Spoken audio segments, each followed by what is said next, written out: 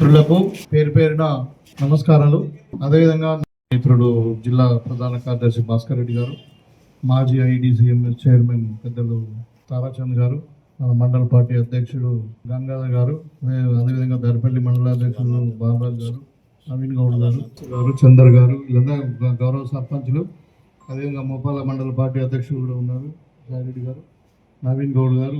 పేరు పేరున నమస్కారం తెలియజేస్తూ, ఎన్నికలు ఉన్నాయి కాబట్టి మీకు అందరికి కూడా తెలుసు, ఇవాళ నామినేషన్ ప్రక్రియ అయిపోయింది, నిన్న విత్డ్రాల్స్ కూడా అయిపోయినాయి. ఇవాళ అందరూ ఎవరైతే అభ్యర్థులు ఉన్నారో వాళ్ళందరికీ కూడా గుర్తులు కూడా కేటాయించడం జరిగింది. సో ఈ సందర్భంగా అంటే మాకు రూరల్కు 6 డివిజన్లు ఉన్నాయి.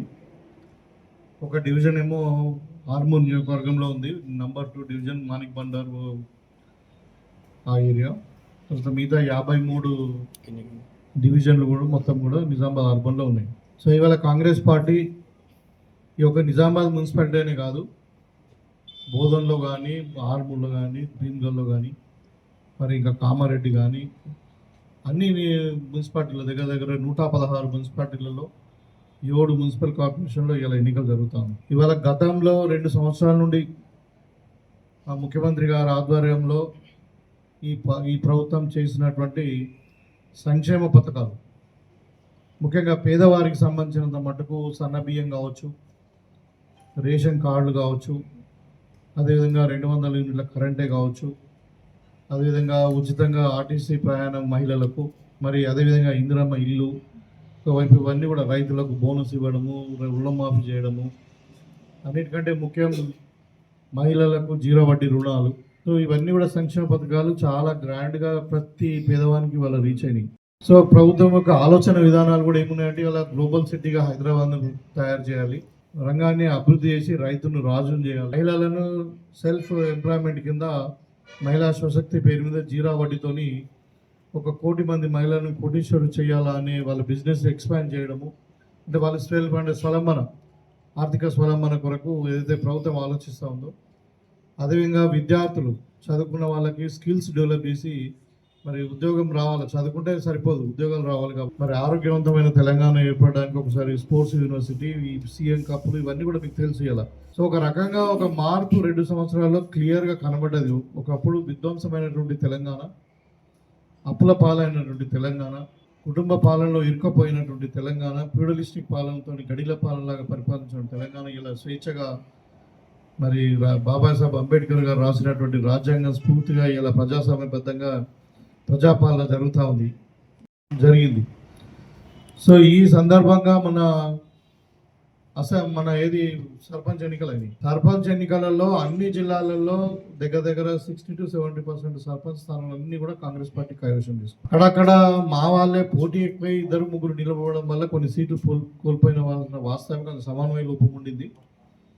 కానీ టీఆర్ఎస్ బీజేపీ కలిసి పోటీ చేసినప్పటికీ గతంలో నేను చెప్తా ఉన్నాను, ఇప్పుడు నిజామాబాద్ రూరల్ మట్టుకైతే నాకు మాకు 60% ఓట్లు వచ్చింది, టీఆర్ఎస్కు 18%, అదేవిధంగా బీజేపీకి 13% ఓట్లు వచ్చింది, ఇతరులకు 8%. బీజేపీ వాళ్ళు మళ్ళా ఎంఐఎం వాళ్ళు వీళ్ళు ఎట్లా ఉందంటే సినిమా షూటింగ్ లాగా ఉంది, మేము కొట్టినట్టు చేస్తాం, మీరు ఏడ్చినట్టు చేయండి అన్నట్టు. వీళ్ళు వాళ్ళని తిడతారు, వాళ్ళు వీళ్ళని తిడతారు, ఇద్దరు కలిసి పనిచేస్తున్నారు అన్నది మా ఒక భావన. బీజేపీ ఎంఐఎం ఇద్దరు కలిసి పని, వాళ్ళు హిందువులను రెచ్చగొడతారు, వీళ్ళు ముస్లిం, ఇద్దరు కలిసి పని చేసి ఏంటంటే వాళ్ళ ముస్లింస్ ఓటు వాళ్ళకి కావాలి, హిందువుల ఓటు వీళ్ళకి కావాలి, ఇద్దరు కలిసి కుట్ర పని కాంగ్రెస్ పార్టీని దెబ్బతీసే ప్రయత్నం చేస్తూ ఉన్నారు. అది మన మహారాష్ట్ర ఎన్నికల్లో చూసినాం, ఇలా బీహార్ ఎన్నికల్లో చూసినాం, అది ఒక కుట్ర చాలా రోజులు జరుగుతూ ఉంది. కాబట్టి దీన్ని నేను ఏమంటే ప్రజలు గమనించాలి. ఇలా కాంగ్రెస్ పార్టీ ఒక సిద్ధాంతం ఏంది, ఇవాళ మనం ఏ విధంగా ఎన్నికలలో ముందుకు పోయినాం. మొన్న గ్రామ పంచాయతీ ఎన్నికలలో ప్రధానంగా 2 అంశాలు, ఒకటి సంక్షేమం, ఇంకొకటి అభివృద్ధి, తర్వాత ప్రజాపాలన అంటే స్వేచ్ఛ, ప్రజాస్వామ్యము. అదే సేమ్ ఎజెండాతోని వాళ్ళ మేము మున్సిపల్ ఎన్నికలలో పోతున్నాం. మా యొక్క ఎజెండా ఉంది. ఇలా నిందూరు పట్టణం అంటే ఒకప్పుడు ఏదైనా అభివృద్ధి జరిగిందంటే పెద్దలు అప్పుడు డి శ్రీనివాస్ గారు ఉన్నప్పుడే జరిగింది. తర్వాత 20 సంవత్సరాలు అయింది. ఎక్కడ వేసే గొంగలు అక్కడ చిన్న చిన్న గలీలు, మోరీలు, కంజెస్టెడ్, ఇది ఒక పిల్లలు ఆడుకోవడానికి ఒక స్పోర్ట్స్. సో సిటీ ఏమాత్రం కూడా డెవలప్ కాలే. దానికి కారణం ఏంటంటే ఈ ఎన్నికైనటువంటి ప్రజాప్రతినిధులకు చిత్తశుద్ధి లేకపోవడం, లేదంటే రాష్ట్రంలో ఒక పార్టీ ఉండి ఇక్కడ ఒక పార్టీ వాళ్ళు గెలిపించడం వల్ల, సో వివిధ కారణాలు ఉండొచ్చు. కానీ ఓవరాల్గా నిజామాబాద్ పట్టణం అయితే వెనుకకు పోయింది. సో ఇవాళ మా యొక్క ఎన్నికల ప్రధాన ఎజెండా ఏంటంటే, ఇప్పుడు నామినేషన్స్ అయిపోయాయి కాబట్టి మేము ప్రజల దగ్గరికి ఈ సంక్షేమము ఒకవైపు తీసుకెళ్తూనే అభివృద్ధి, ఈ నిజామాబాద్ పట్టణాన్ని మేము ఏ విధంగా అభివృద్ధి చేయబోతున్నాం, ముఖ్యంగా నిజామాబాద్ పట్టణాన్ని ఒక స్మార్ట్ సిటీగా మార్చాలని. మరి స్మార్ట్ సిటీగా ఎందుకు మార్చలేదో మరి గతంలో 8 సంవత్సరాలు ఉన్నటువంటి ఎంపీ గారు చెప్పాలా. మనకంటే తక్కువ జనాభా ఉండి, మనకంటే వెనుక లేట్గా మున్సిపాలిటీ అయినటువంటి కరీంనగర్ లాంటి పట్టణాలు, ఖమ్మం లాంటి పట్టణాలు స్మార్ట్ సిటీగా అయినాయి. ఇవాళ జనాభా విధంగా తీసుకుంటే మనము హైదరాబాద్ తర్వాత వరంగల్ తర్వాత మన నిజామాబాద్ 3వ స్థానంలో ఉన్నాం. మరి బీజేపీ వాళ్ళకు చిత్తశుద్ధి లేదు కాబట్టి ఇలా స్మార్ట్ సిటీగా నిజామాబాద్ను పరిగణించలేదు. కాబట్టి దానికి రావాల్సిన అభివృద్ధి ఫండ్స్ కూడా రాలేదు. సో ఈ నిజామాబాద్ను స్మార్ట్ సిటీగా మార్చడం ఒక లక్ష్యం. తర్వాత నిజామాబాద్ను దగ్గర 1974 నుండి ఒక మాస్టర్ ప్లాన్ లేదు.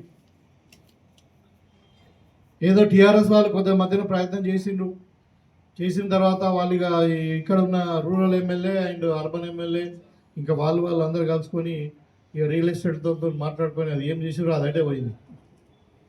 ఇక్కడ రోడ్ వేస్తామని మీద గందరగోళం ఉండి ఇలా అదే పక్కకు పడేసి.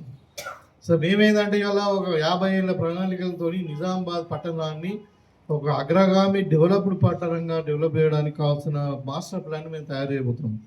తర్వాత నిజామాబాద్కి ఒక రింగ్ రోడ్డు, ఒక సైడ్ కొంచెం రిజర్వ్ ఫారెస్ట్ ఉన్నప్పటికీ ఒక రింగ్ రోడ్కు ప్రపోజల్ 2000 కోట్లతో ఒక రింగ్ రోడ్ ప్రపోజల్ పెట్టినాం. ఇవాళ ఒక 10 ఎకరాలలో ఒక మంచి స్పోర్ట్స్ కాంప్లెక్స్ కట్టబోతున్నాం. ఇవాళ ఒక మంచి ఎలక్ట్రానిక్ బస్సులకు సంబంధించిన పొల్యూషన్ ఫ్రీ బస్ స్టాండ్ రాబోతుంది. తర్వాత అన్ని కూడా పిల్లలు ఆడుకోవడానికి కానీ, తర్వాత పెద్దవాళ్ళు ఎవరైనా వాకింగ్ చేయడానికి ఒక లంగ్ స్పేస్ లేదు, ఒక పార్క్ ఏర్పాటు చేయాలి. ఇవాళ నిజామాబాద్ పట్టణం ఏంటంటే గంగా జమున తైజీబ్ అంటారు, హిందూ ముస్లిమ్స్ కలిసి ఉండేటువంటి పట్టణం. హైదరాబాద్ లాగా ఇది కూడా ఒక నిజామాబాద్ కూడా పట్టణం అలాంటిది. మంచి ఫ్రెండ్లీ వాతావరణంలో మత సామరస్యంతో మరి ఏమాత్రము విద్వేషాలు లేకుండా ఒక ప్రశాంతమైన ప్రజాస్వామిక వాతావరణం ఉండాలన్నది కాంగ్రెస్ పార్టీ కోరిక. ఈ ఎజెండాతోనే మేము ఇలా మా ప్రభుత్వం ఉన్నది 2 సంవత్సరాలు మేము మార్పు చూపించినాం. మా ముఖ్యమంత్రి రేవంత్ రెడ్డి గారు ఒక విజన్ వల్ల ఇలా తెలంగాణ అభివృద్ధి చెందుతూ ఉంది. మరి ఆయన నాయకత్వంలో ఇంకా ప్రభుత్వం ఇంకా 3 సంవత్సరాలు ఉంది. మరి ప్రజలు డెఫినెట్గా మళ్ళీ కూడా ఆదరిస్తారు. ఇంకా 10 సంవత్సరాలు మేమే ఉంటామని చెప్పి చెప్తా ఉన్నాం. సో ఈ విజన్తో, ఈ డెవలప్మెంట్తో, ఈ సంక్షేమ పథకాలతో మేము ఇలా నిజామాబాద్ ప్రజల దగ్గరికి, ఓట్ల దగ్గరికి పోతా ఉన్నాం.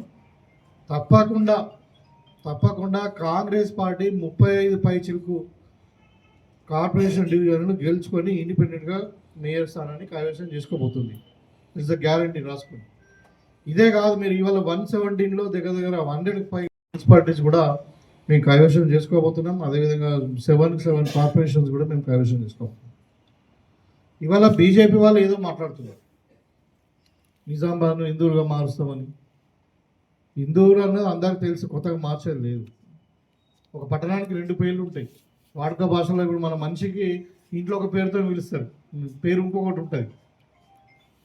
అది పెద్ద మార్పు కాదు. అదే అంటే మనం ఒక మనిషిని ఒక ఇంట్లో ఒక పిల్ల ఉంటే ఒక బుజ్జి అని పిలుస్తాం, ఆయన పేరు వేరే ఉంటుంది. ఇది కూడా ఇందూరుకు నామకరణం ఉంది ఆల్రెడీ. నిజామాబాద్కి ఇందూరు అని అందరూ తెలుసు. ఇంకా మీరు కొత్తగా మార్చేది లేదు. మీరు నేమ్ ప్లేట్లలో మార్చుకున్నారా?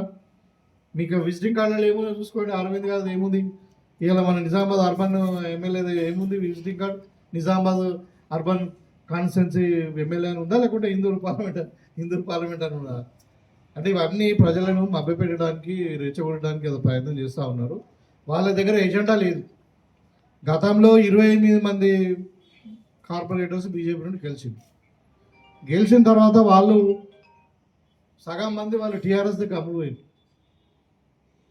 సగం మంది టీఆర్ఎస్కు అధికార పార్టీ ఉందని అమ్ముడుపోయింది. ఇక మిగతా వాళ్ళు అసలు ఏం చేశారో వాళ్ళకే తెలియదు. ఇక ఎందుకు నిదర్శనం అంటే చాలామంది సిట్టింగ్స్ కార్పొరేటర్స్ వాళ్ళు టికెట్లు ఇవ్వలేదు. ఎందుకు ఇవ్వలేదు తెలుసా? ఊడిపోతారు వాళ్ళు. ఏం చేయలేదు 5 ఏళ్ళలో. మరి ప్రజలకు ఏం ముఖం పెట్టుకొని మళ్ళీ వీళ్ళకి ఓట్లేమని అడుగుతామని చెప్పి కొత్త క్యాండిడేట్ ఉంచుకున్నారు. కాబట్టి ఇలా 5 ఏళ్ళలో గెలిచిన కార్పొరేటర్ ఏం చేయలే. ఇలా గతంలో గెలిచినటువంటి 8 సంవత్సరాల నుండి ఉన్నటువంటి ఎంపీ గారు ఏం చేయలే. ఇలా 2 సంవత్సరాల నుండి ఎమ్మెల్యే గెలిచిన ఆయన ఏం చేయలేదు. ఇక మన బడ్జెట్ చూస్తే మనకు తెలుస్తా ఉన్నది, తెలంగాణకి ఎంత పెద్ద గుడ్డుసున పెట్టారు. రేవంత్ రెడ్డి గారు ఇక్కడికి వచ్చినప్పుడు చెప్పారు, బీజేపీ ఏమి ఇచ్చింది అంటే గాడిది గుడ్డు ఇచ్చిందని మేము ఇప్పుడు ప్రచారం చేసినాం. ఇవి అదే ఇస్తున్నారు వాళ్ళు, గాడిది గుడ్డు తప్పితే ఏమీ లేదు. ఇవాళ పసుపు బోర్డు పెట్టిందండి, ఎప్పుడు పెట్టిండ్రు? 3 ఏళ్ళు అయిపోయింది. ఇవాళ ₹1 పైసా వచ్చిందా? దానికి ఏమైనా గైడ్లైన్స్ వచ్చిందా? దాని రోల్ ఏంది, దాని మెకానిజం ఏంది? స్టాఫ్ రిక్రూట్మెంట్ అయిందా?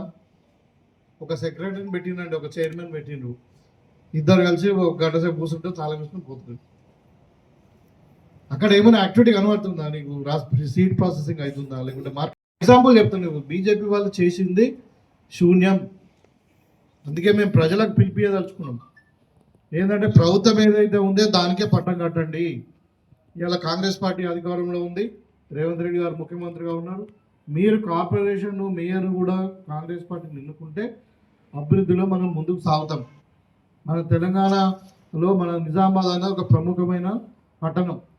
ఇవాళ మన పట్టణం గత 20 సంవత్సరాల నుండి వెనుకకు పోతుంది. దాన్ని అరికట్టాల్సిన అవసరం ప్రజల మీద ఉన్నదని చెప్పి మేము చెప్తాము. ఇవాళ టీఆర్ఎస్ అయితే కన్మరుగు అయిపోయింది. ఏదైనా ఉంటే కూడా వాళ్ళు మ్యాచ్ ఫిక్స్ ఉన్నారు టీఆర్ఎస్ బీజేపీతో.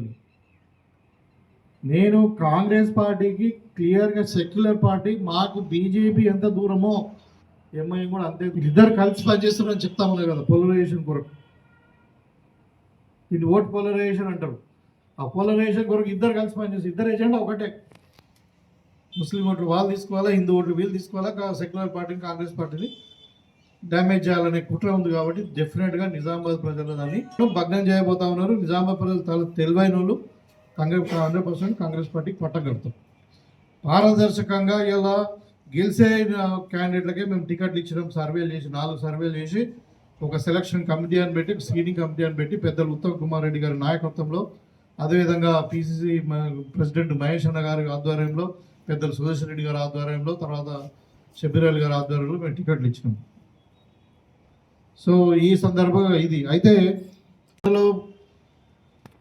ముందుకు తీసుకుపోవడానికి ప్రియతమ నాయకుడు ముఖ్యమంత్రి గారు జిల్లాకు విజిట్ చేస్తా ఉన్నారు. విజిట్ చేసినప్పుడు చాలా శంకుస్థాపనలు ఉన్నాయి. ముఖ్యంగా దీనిలో ప్రెస్ మీట్ పెట్టండి మీరు, అంటే పత్రికలు మనకు కలెక్టర్ గారు కూడా ఇస్తారు, మీకు నేను చెప్పే అవసరం లేదు. కానీ ఇవాళ దగ్గర మనకు 700 కోట్ల రూపాయల ఫౌండేషన్స్ వేస్తున్నాం. 700 కోట్ల రూపాయల శంకుస్థాపనలు ముఖ్యమంత్రి గారు వేస్తున్నారు. ఇక్కడనే కేశాపూర్ రోడ్డుకు ల్యాండ్ చూసినాం, అది అక్కడ నడుస్తూ ఉంది. అక్కడనే హెలికాప్టర్ దిగుతుంది, అక్కడనే ఈ ఫౌండేషన్స్ కూడా. దీంట్లో ఏంటంటే ముఖ్యంగా 3 integrated young India integrated schools, ఒకటి నిజామాబాద్ రూరల్ది, ఇంకొకటి ఆర్మూర్ది, ఇంకొకటి బోధన్ది. ఈ 3 600 కోట్ల రూపాయలు దీనికి ఫౌండేషన్ ఇస్తాము. తర్వాత తెలంగాణ యూనివర్సిటీ, మీకు అందరు కూడా తెలుసు, తెలంగాణ ఉద్యమంలో రాజశేఖర రెడ్డి గారి టైంలో తెలంగాణ యూనివర్సిటీ వచ్చింది. ఏ ఎడ్యుకేషన్ ఇన్స్టిట్యూషన్ మీరు చూడండి, IIIT ఎవరు ఇచ్చారు? రాజశేఖర రెడ్డి గారు కాంగ్రెస్ పార్టీలో వచ్చింది. మెడికల్ కాలేజ్ ఎవరు ఇచ్చారు? కాంగ్రెస్ పార్టీ హయాంలో వచ్చింది. ఇవాళ యూనివర్సిటీ ఎవరు ఇచ్చారు? కాంగ్రెస్ పార్టీ హయాంలో వచ్చింది. ఇవాళ ఇంటిగ్రేటెడ్ స్కూల్స్ కాంగ్రెస్ హయాంలో వస్తున్నాయి. ఈ యూనివర్సిటీకి 10 సంవత్సరానికి 100 కోట్లు ఇస్తామని చెప్పి ₹1 ఇవ్వలేదు గతంలో. మీకు తెలుసు, వైస్ ఛాన్సలర్ లేకుండా ఇన్ఛార్జ్ రిజిస్ట్రార్ పేరుతో పెట్టుకొని, ఇన్ఛార్జ్ వైస్ ఛాన్సలర్ పేరు మీద పెట్టుకొని యూనివర్సిటీని నడిపించారు. అది మీకు అందరూ కూడా తెలుసు. చాలామంది మధ్యాహ్న భోజనం దొరకక మెస్ ఛార్జీలు, మెస్ కూడా సరిగ్గా లేదని చెప్పి ధర్నాలు చేసినటువంటి సందర్భం మనకు. ఇవాళ కాంగ్రెస్ పార్టీ అధికారానికి వచ్చిన తర్వాత నా అదృష్టవశాత్తు ఏంటంటే అది నా కాన్స్టిట్యూన్సీలో ఉంది. నాకేమో చదువు అంటే బాగా చదువుకున్నామని కాబట్టి నాకు చదువు అంటే కొంచెం అంటే మక్కువ. నాకు చదువు, వ్యవసాయం 2 నాకు బాగా ఇంట్రెస్ట్. సో ఇలా యూనివర్సిటీ మీద మేము స్పెషల్ ఇంట్రెస్ట్ మనకు ఈ గవర్నమెంట్ వచ్చిన తర్వాత ముఖ్యంగా మనకు చాలా కాలం నుండి కోరుకున్నటువంటి ఇంజనీరింగ్ కాలేజ్ ప్రభుత్వం మనకు శాంక్షన్ ఇచ్చింది. దాంట్లో ముఖ్యంగా 4 కోర్సులు, కంప్యూటర్ సైన్స్ సంబంధించినవి, సాఫ్ట్వేర్ సంబంధించినవి 4 కోర్సులు, ఆర్టిఫిషియల్ ఇంటెలిజెన్స్ కూడా ఉందన్నమాట. సో 4 కోర్సులకు సంబంధించి ఇంజనీరింగ్ కాలేజ్ మనకు ప్రకటించింది, నడుస్తుంది, ఇప్పుడు క్లాస్ కూడా నడుస్తుంది. అదేవిధంగా మనది వ్యవసాయం సంబంధించినటువంటి కాలేజ్ కాబట్టి, అంటే జిల్లా కాబట్టి మనకు అగ్రికల్చర్ కాలేజ్ కావాలని చెప్పి ముఖ్యమంత్రి గారిని కోరుకుంటే అగ్రికల్చర్ కాలేజ్ కూడా ఇవాళ ఇచ్చింది, మనకు శాంక్షన్ అయింది. అయితే ఇప్పుడు యూనివర్సిటీలో ఇన్ఫ్రాస్ట్రక్చర్ చాలా కావాలా అని చెప్పి నేను రాగానే వచ్చిన తర్వాత ఫస్ట్ విజిట్లోనే మేము మన వీసీని అప్పుడు వీసీ లేకుండా రిజిస్ట్రార్ పిలిచి చేసి మొత్తం యూనివర్సిటీకి సంబంధించిన ఇన్ఫ్రాస్ట్రక్చర్ ఏముందని చెప్పి అడిగి మేము ముఖ్యమంత్రి గారికి ఒక నోట్ తయారు చేసి ఇచ్చినాం. దాంట్లో భాగంగానే ఇవాళ మనకు యూనివర్సిటీలో దగ్గర 43 కోట్ల రూపాయలు ఆడిటోరియం, 17 కోట్ల రూపాయలది ఆడిటోరియం. అదేవిధంగా అడ్మినిస్ట్రేటివ్ బిల్డింగ్ ఇన్ని రోజులు అయింది, అడ్మినిస్ట్రేటివ్ బిల్డింగ్ లేదు. అడ్మినిస్ట్రేటివ్ బిల్డింగ్ ఒక 18 కోట్లు.